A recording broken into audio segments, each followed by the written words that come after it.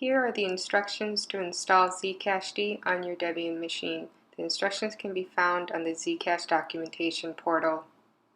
The first step is to install the necessary dependencies.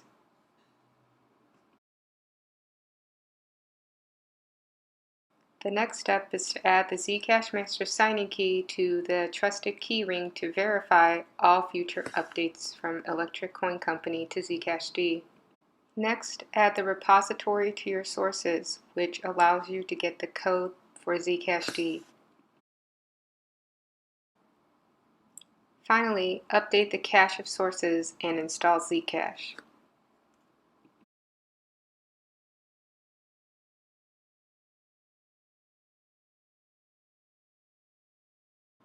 After installing Zcash, use the command zcash fetch params to fetch a set of public parameters.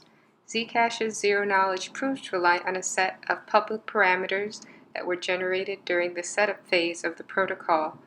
Think of this as some numeric dependencies necessary for the cryptography of Zcash. Downloading these parameters should take a couple minutes.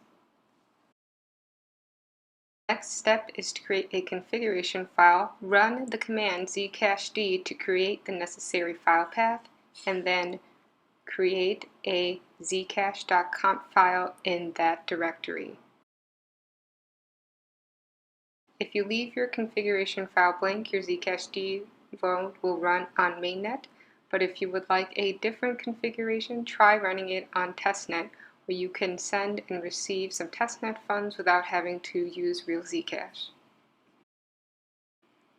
With the configuration file in place, the command zcashd should launch a full Zcash node. Congratulations!